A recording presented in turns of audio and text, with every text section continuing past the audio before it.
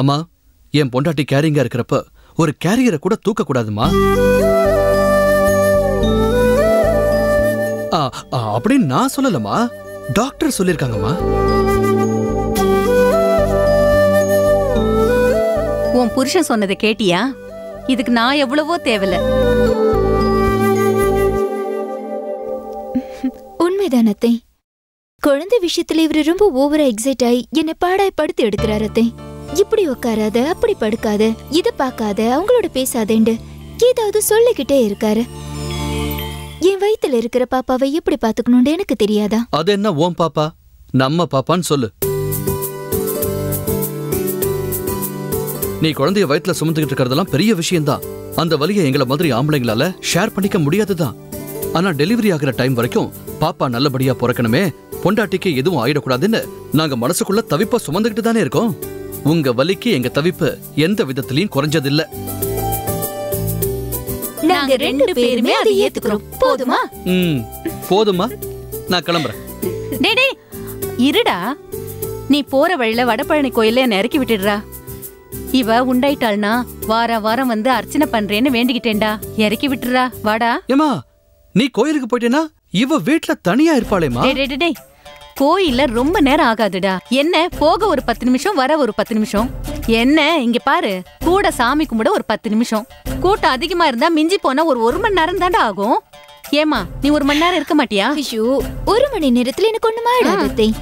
அப்படி ஏதாவது பிரச்சனைனாலும் அத்தை கோயில்ல உங்களுக்கு போன் பண்றேன். நீங்க அத்தையை கூட்டிட்டு கிளம்புங்க முதல்ல. வா. டேய் என்னடா இன்னும் யோசனை? வாடா போலாம். அவதான் சொல்லிட்டாளே. கீர்த்தனா, பத்திரமா இருந்துக்கமா.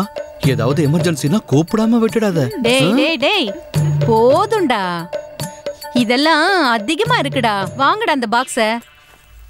வரேம்மா நானு. என்ன வா. வரேன். ஒரு நிமிஷமா, செல்லுல சார்ஜ் எல்லாம் இருக்குல்ல? அதெல்லாம் போட்டுருங்க. நீங்க முதல்ல போட்டுப்பா வா. வரேம்மா, நீ வாடா.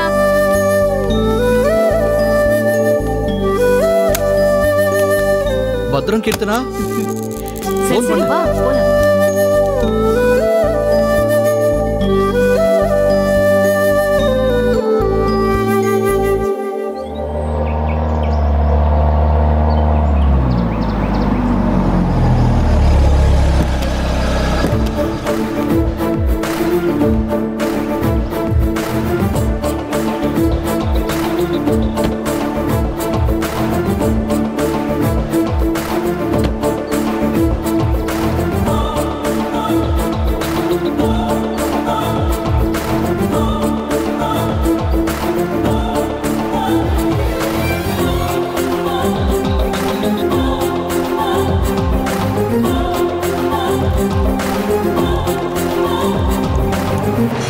Sir towel.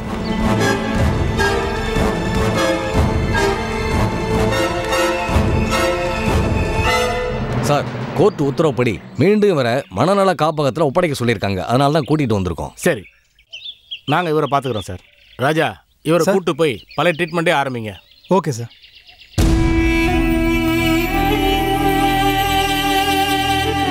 வாங்க வாங்க.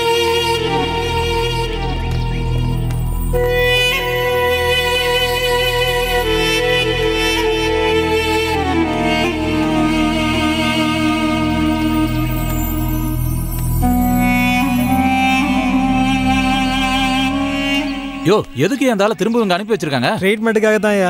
மனநலம் சரியில்லாம தான் இவர் அந்த கொலையை பண்ணாருன்னு கோர்ட்லயே தீர்ப்பாயிடுச்சு. இந்த ஆளை குணப்படுத்தி அனுப்புங்கன்னு நம்ம தலையிலே கட்டிட்டாங்க. யோ, இந்த ஆளை நல்லா தான் இருந்தான். நாம தான் ஊசி போட்டு போதலையே வச்சிருந்தோம். ஆமாய்யா, கருணாகரன் கொடுத்த காசுக்காக அப்படி செஞ்சோம்.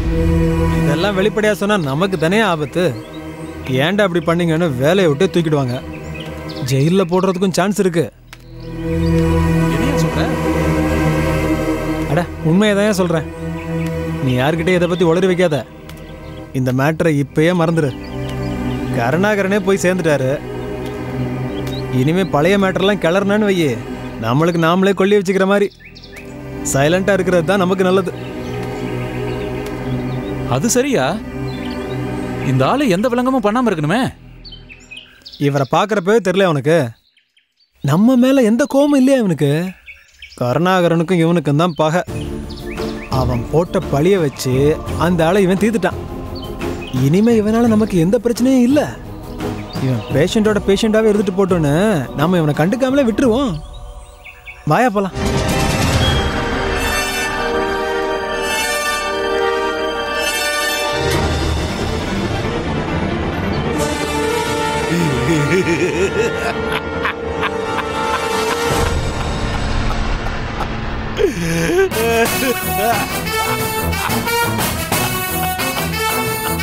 இவன் சிரிக்கிறத பார்த்தா ஏதோ கன்ஃபியூஷனா இருக்க.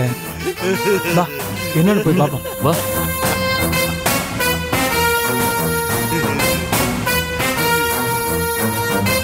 கோபி, கோபி,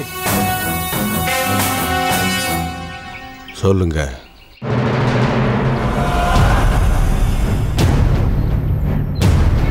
நான் உங்களை ஒன்று கேட்கலாமா? எங்க அப்பா ஒரு போலீஸ்காரர் தான். உங்க வாழ்க்கையில் என்ன நடந்துச்சுன்னு எனக்கு நல்லாவே தெரியும். எல்லா உண்மையும் சொல்லி குற்றத்தை ஒத்துக்கலாம்ல? தூக்கு தண்டனையிலிருந்து தப்பிக்கு தான் இப்படி நடிக்கிறீங்களா? இல்லைப்பா, என்னைக்கு மனசாட்சிக்கு விரோதமாக நான் ஒருத்தனை கொன்னனோ அன்னைக்கே நான் செத்துட்டேன். எனக்கு தனியாக தண்டனை தரணும்னு அவசியமே இல்லை. நான் ஜீவாவை கொன்னது தான் கொலை. ஆனால் கருணாகரனை கொன்னது கடமை. கிரிமினல்ஸுக்கு தண்டனை வாங்கி கொடுக்கறது ஒரு போலீஸ்காரனுடைய வேலை. அந்த தண்டனையை சட்டம் தரலைன்றதுனால நானே கொடுத்துட்டேன். என்னை பொறுத்தளவுக்கு இது ஒரு குற்றமே இல்லை. ஒரு போலீஸ்காரனா இந்த சமூகத்துக்கு நான் செஞ்ச சேவை. என் பொண்டாட்டியுடைய மரணத்துக்கு நான் பழி வாங்கலை. ஜீவாக்கு செஞ்ச பாவத்துக்கு இப்போ தான் பரிகாரம் தேடிக்கிட்டேன். 2 உயிரை காப்பாற்றின திருப்தியும் நிம்மதியும் இப்போ தான் எனக்கு கிடச்சிருக்கு. எனக்கு இது போதும். நீங்கள் எங்கே இருக்கிறது ஒரு தண்டனை தானே? நான் அப்படி நினைக்கல. வெளி உலகம் இதை விட பைத்தியக்காரத்தனமாக இருக்கு. நல்லவனை நம்பாமல் அயோக்கியனை நம்புது.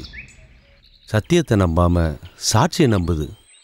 மனசாட்சியை கொண்டுட்டு பணத்தையும் அதிகாரத்தையும் தலையில் தூக்கி வச்சு கொண்டாடுது. நான்ற எண்ணம் தான் அங்கே எல்லாரையும் பிடிச்சு ஆட்டுது.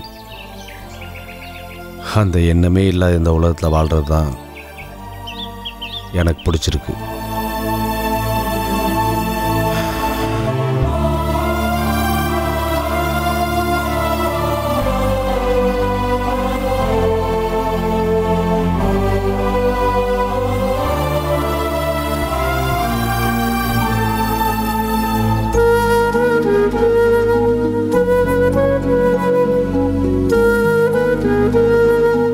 என்னங்க ஜூஸ் குடிங்க. சும்மா ஜூஸ் குடிச்சு நாக்கு செத்து போச்சு பூஜா. காரமாக ஏதாவது சாப்பிடணும் போல இருக்கு. எனக்கும் உங்களுக்கு வாய்க்கு ருசியாக சமைச்சு போடணும்னு ஆசைதான். ஆனால் டாக்டர் என் கையை கட்டி போட்டுட்டாரு. உள்ள இருக்கிற காயம் ஆறுற வரைக்கும் ஹெவியாக எதுவும் சாப்பிடக்கூடாதுன்னு ஸ்ட்ரிக்டாக சொல்லிட்டாரு. நான் எப்படிங்க அதை மீற முடியும்? டாக்டர் ஏதாவது சொல்லி பயமுறுத்தி தான் இருப்பாங்கம்மா. அதெல்லாம் அப்படியே ஃபாலோ பண்ண அவசியமே இல்லை. ஒரு வேளை பிடிச்ச மாதிரி காரமாக சாப்பிட்டா ஒன்றும் ஆகாதுமா. நீங்க இப்படி பேசுறது எனக்கு ரொம்ப சங்கடமா இருக்குங்க.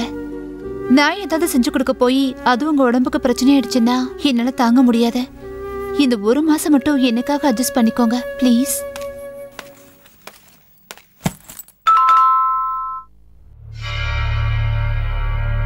நீங்க ஜூஸ் குடிங்க. நான் போய் யாருன்னு பார்த்துட்டு வந்துடுறேன். சரி.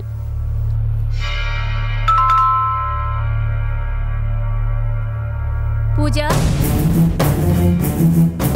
பூஜா கதவை திறடி. பூஜா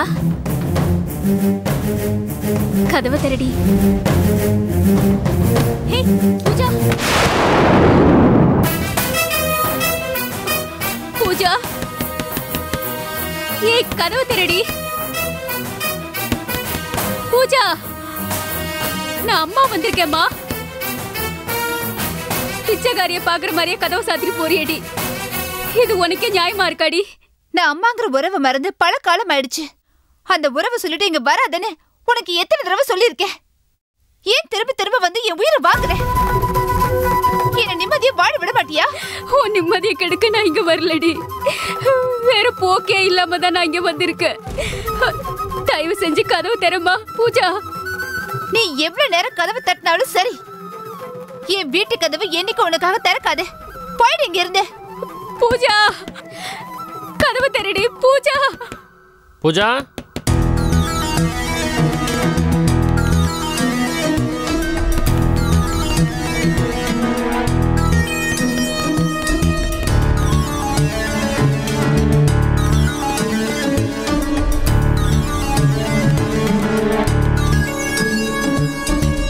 பூஜா கதவு தருமா?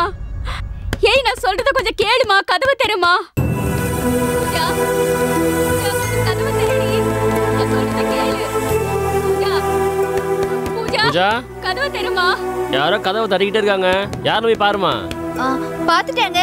சேல்ஸ் உமன் ஏதோ விக்க வந்திருக்காங்க. வேண்டான்னு சொன்னா போக மாட்டேங்கிறாங்க. கொஞ்ச நேரத்துல அவங்களே கிளம்பிடுவாங்க. நீங்க ரெஸ்ட் எடுங்க. பூஜா கதவு தருமா? நான் சொல்றத கேளுமா. பூஜா, இது அத்தை குரல் மாதிரி இருக்க.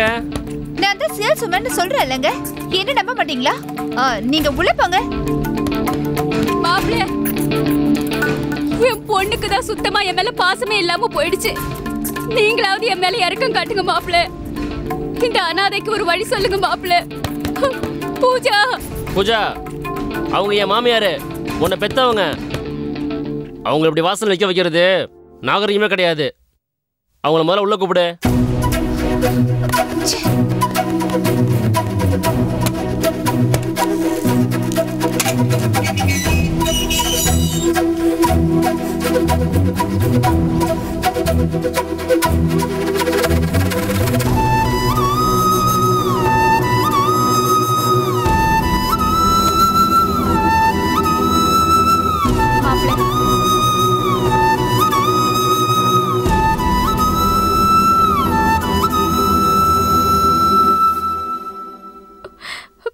மாப்ள, அத்தை,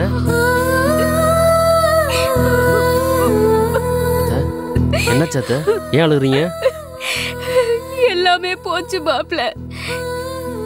என் சொத்து, கௌரவம், வசதி, அந்தஸ்து எல்லாத்தையும் இழந்துட்டு நடுத்தெருவுல நிக்கிற மாப்ள.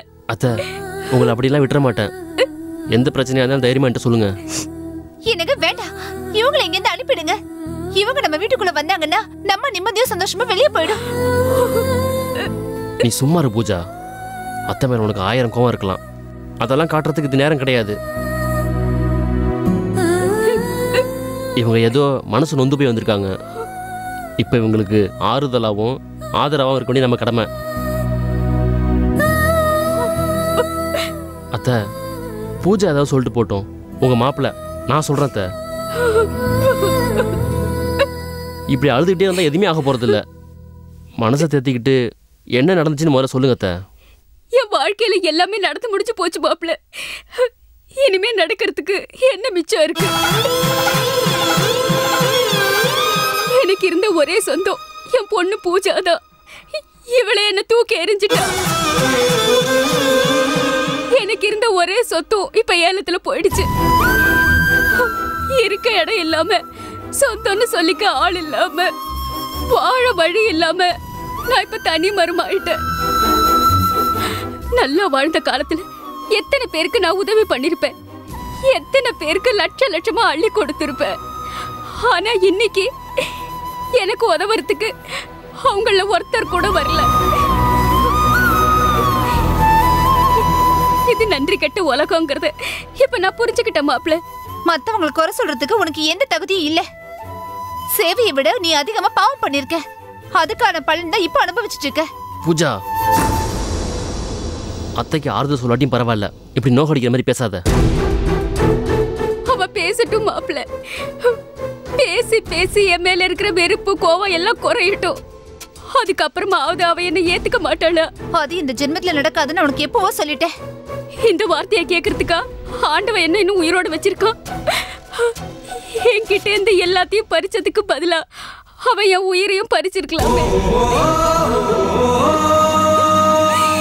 இந்த வேதனை இல்லாம நான் நிம்மதியா போய் சேர்ந்திருப்பேன்.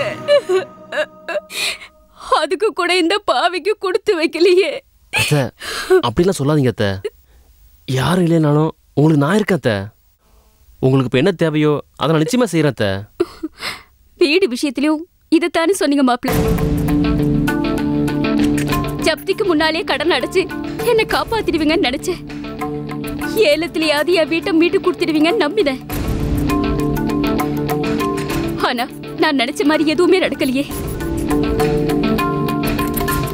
வீடு கைய விட்டு போனதுமே நான் தற்கொலை பண்ணிட்டு செத்திருப்பேன். ஆனா ஒரு முழ கயிறு வாங்க கூட என்கிட்ட காசு இல்ல மாப்ள. அத்தை வீடு விஷயத்துல சொன்ன வார்த்தையை என்னால் காப்பாற்ற முடியல. அதுக்காக என்னை மன்னிச்சிருங்க அத்தை. அந்த வீடு போனா இதுவும் உங்க வீடு தானே. இனிமே நீங்களும் எங்க கூடவே இருந்துருங்க.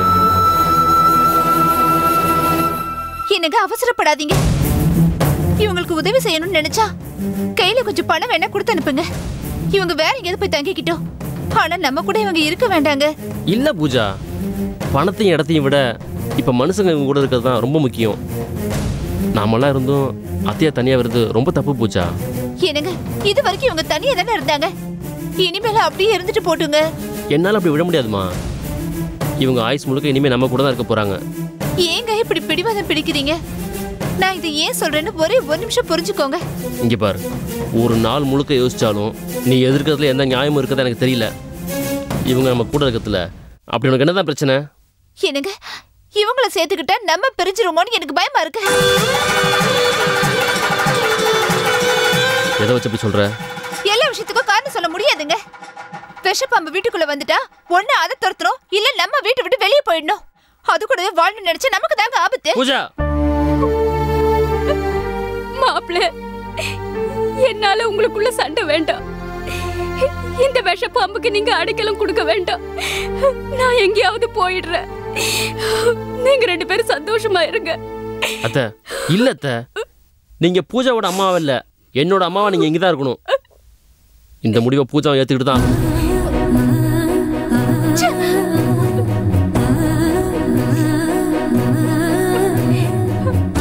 தேங்க்ஸ் மாப்ள.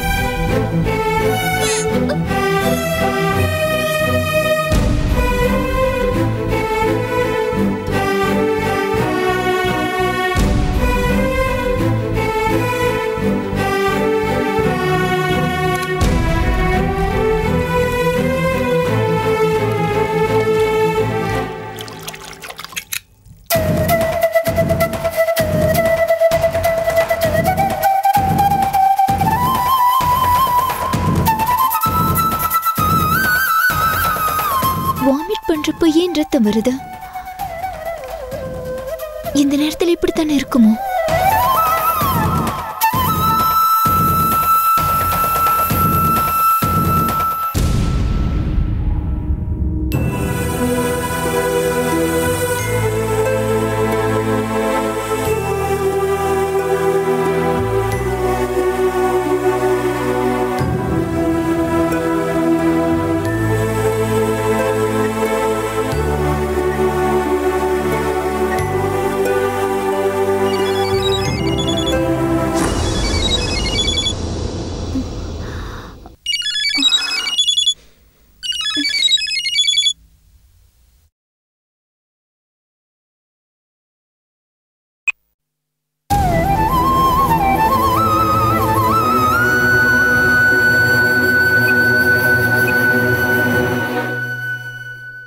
Hi Keerthana, how are you?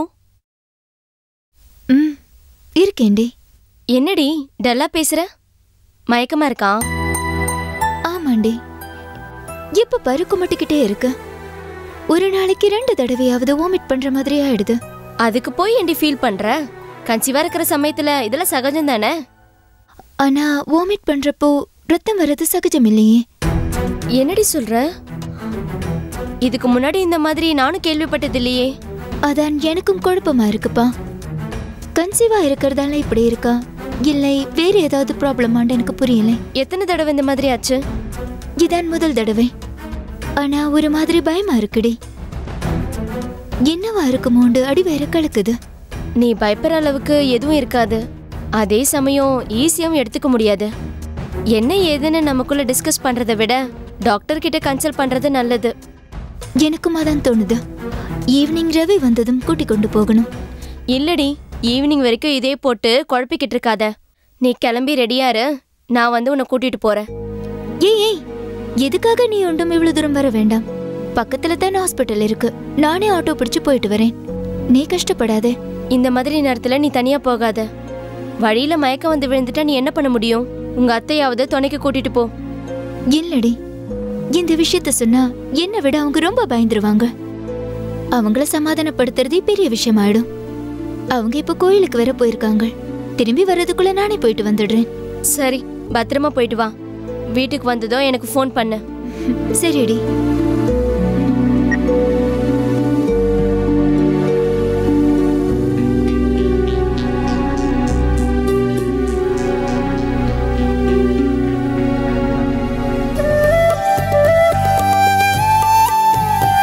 மதுக்குட்டி,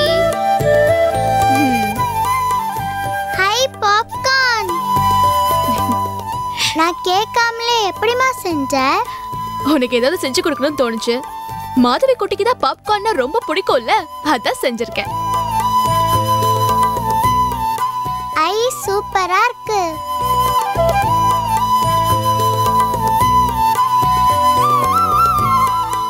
நீ ஏமா என்னைய பாக்குற? மது, நான் உன்னை கேட்பேன், நீ கரெக்டா பதில் சொல்வியா? அம்மா உன்னை நல்லதானே பாத்துக்கிறேன். ஆமா. நூடுல்ஸ், பாப்கார்ன், கோபி மஞ்சூரியன், நீ கேக்குற எல்லாத்தையும் செஞ்சு கொடுக்கறேன்ல? ஆமா. அப்புறம் நீ ஏன் அப்பா கிட்ட போகணும்னு நினைக்கிற? அப்பா கூட இருக்கிறது தான் எனக்கு பிடிச்சிருக்குமா.